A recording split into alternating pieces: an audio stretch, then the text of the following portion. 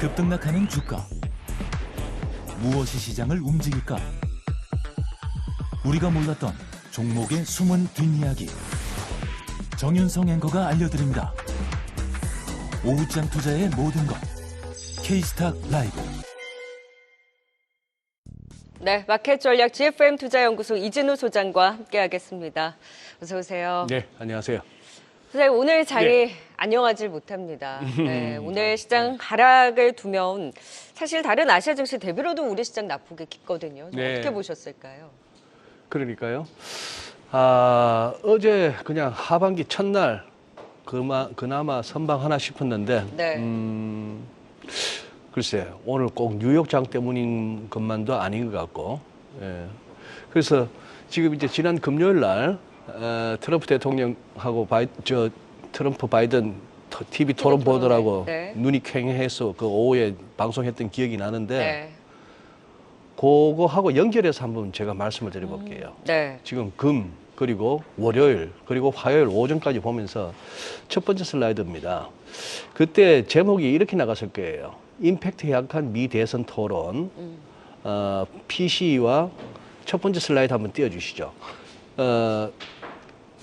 이거요. 네, 임팩트 약한 미 대선 토론, 그리고 PC와 프랑스 총선을 지켜볼 때다. 이렇게 이제 제목을 달고 했는데, 제 이제 지나고 나서 보니까 임팩트는 절대 약하지 않았습니다. 네.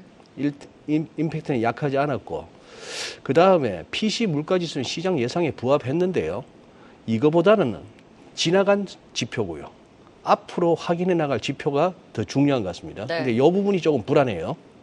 그리고 프랑스 총선 결과는 아직 미정입니다. 아직 2차 투표가 남았으니까 거기는 이제 과반을 획득 못하면 그 다음에 결국 2차 결선 투표가 되는데 다음 주 주말로 돼 있죠. 그래서 프랑스 증시하고 채권 시장은 조금 더 지켜볼 필요가 있는데다가 7월 접어들면서 또 하반기 접어들면서 제일 먼저 드리고 싶은 말씀은, 과연 우리가 아직은 그다지 절박하게 위기감을 느끼고 있지는 않습니다만 환율이 아무래도 신경이 쓰입니다. 네. 오늘도 그렇죠. 상방입니다. 네, 그렇죠. 그래서 우선 결코 적지 않았던 대선 토론 임팩트라는 것은 CNN을 비롯해서 무슨 MBC, 뉴욕타임스 뭐 등등 할 것 없이 이른바 미국의 주류 언론이라고 했다면은 그동안은 사실 트럼프가 대통령으로 재임하고 있을 때부터 그렇게 날을 세우고 트럼프를 흠집내고자 했던, 네. 그리고 어떻게 보면 친민주당, 친바이든 성향의 주류 언론들이 준비나 했듯이 바로 나오는 게 물러나라요, 이겁니다. 그죠? 뉴욕타임스 보세요. 이 미국이라고 하는 바이든의 조국에 봉사하기 위해서는 이제 이 대통령 레이스에서 내려서라 하는 얘기죠. 그런 얘기고, 네. 그때 이 표정을 갖다가 미국뿐만이 아니라 전 세계가 다 지켜봤다는 거예요. 이거는 아무래도 이제 미국 대통령이고 하다 보니까 다들 완곡하게 표현하고 합니다만, 이런 사람한테 어떻게 또 4년을 맡겨라는 생각을 네. 누구나 할 수 있는 그런 상황이었죠. 그런 상황이었는데, 자, 그러고 나서 이제 주말을 넘기면서 사퇴를 해야 되니 무슨 해리스하고 저기 누굽니까? 캘리포니아 주지사 네. 또 그리고 미셸 오바마까지 언급되면서 대타를 구한다고 했습니다만, 그때 이미 28일 날 MBC에서도 했는 말이, 이 다른 후보를 또 세우는 것도 쉽지는 않을 것 같다 네. 했는데, 민주당 무슨 전국위원회인가요? 그냥 이렇게 8월 달에 전당대회에 앞서서 바이든을 갖다가 확정하기로 하겠다, 이런 식으로까지도 얘기를 했습니다. 자, 대선 토론 임팩트는 적지 않았다라고 다시 보고했는데, 네, 바이든 대통령의 부침이 크네요. 부침이 네. 크죠. 제일 시장에서 가장 영향을 받았던 곳은 채권 시장입니다. 네. 10년물 보세요.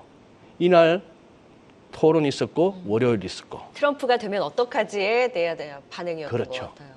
뭐 트럼프가 되든 바이든이 되든 특히 트럼프 쪽이 더 이제 걱정이 되는데, 네. 그렇게 됐을 때 미국의 재정 수지는 더 악화될 수 있을 것이다 하는 그런 우려죠.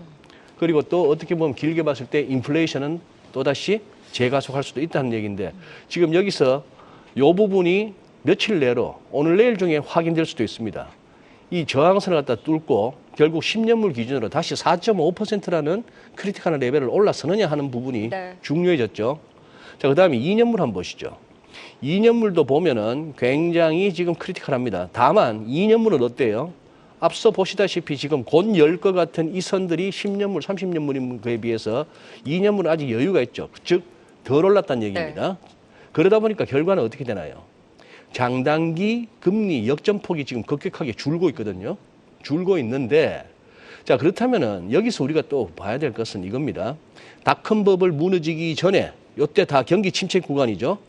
2001년, 2년 요 무렵, 그리고 2008년 금융위기 왔을 때, 그리고 코로나 왔을 때, 최근에 우리 기억나는 건 이렇게 됩니다만, 보시면은 여기서 장단기 금리 역전이 벌어지면 이코노미스트들이 늘 뭐라 했습니까? 과거의 경험상 시차를 두고 경기 침체가 온다 그랬고, 그런 상황이고. 그런데 저는 더 드리고 싶은 말씀은 항상 이 마이너스에 깊숙이 갔던 이 역전폭이 줄어들고 육전폭이 줄어들다가 이제 정상화되는 장기가 단기보다 높아지는 그 구간에 보면은 이제 그야말로 증시가 진짜 마지막 피치를 막 내면서 굉장히 폭발적인 시세가 나왔던 기억들이 있습니다. 네. 과연 이번에도 그럴 것인가? 정상화되는 구간. 정상화되고 조금 이렇게 정상화되어서 가는 구간에서 그런데 문제는 그 폭발적인 시세 이후에 꼭 침체가 오면서 또 어떻게 됐다? 부러져 버려요. 장이 부러졌던 결과가 늘 그동안에 있었고 그러다 보면 또 연준은 허겁지겁 금리를 막 내리고 했던 그 역사인데 이번에는 어떻게 될 것인가? 아직까지 정상화 단계죠. 정상화 단계라서 그 부분이 신경이 쓰이는데 그래서 아까 인플레이션은 확실히 잡힌 것인가 하는 부분에 있어서 유가도 심상찮죠. 뭐 구리 같은 것도 이렇게 계속해서 불안합니다. 이쪽은 뭐 전력 설비 계속 필요하다면서요. 뭐 컨테이너 운임지수 보세요. 최근에 운임지수가 가파르게 오르죠. 그리고 서비스 쪽은 재화와 달리 이게 잘 안 내려가죠. 미국에 이제 한 10만 원어치 밥 먹고 나면 2만 5천 원 팁 줘야 됩니다. 25%까지 올라왔다는 거예요. 일부 지역은. 뭐 그런 식으로까지 왔는데 이게 아무래도 인플레이션을 갖다가 또 그거 할 것이다. 자, 그리고 또 프랑스 얘기도 했죠. 프랑스의 정치적 불안까지. 자, 지금 현재 보시면은 최근 한 달 사이에 프랑스 10년물하고 독일 10년물을 뺐을 때 프랑스가 너무 높아서 이렇게 막 스프레드가 올라가는 거 아니에요?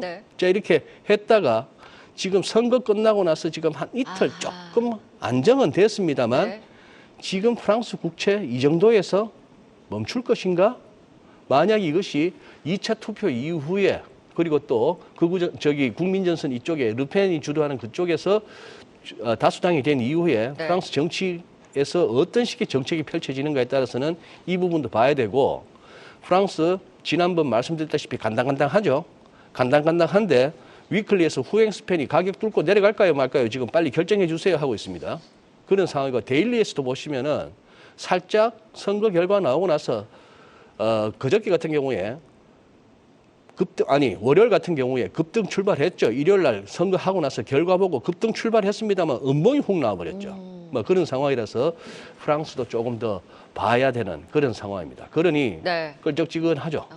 이것이 또 환율에 미친 영향을 좀 봐야 된다라고 계속해서 말씀을 하셨잖아요. 환율도 좀 불안한데요. 다 불안하지 않은 게 하나 더 있는 거. 불안하지 않은 게 없는 와중에 지금 환율은 우선 이 차트 보고 말씀드릴게요.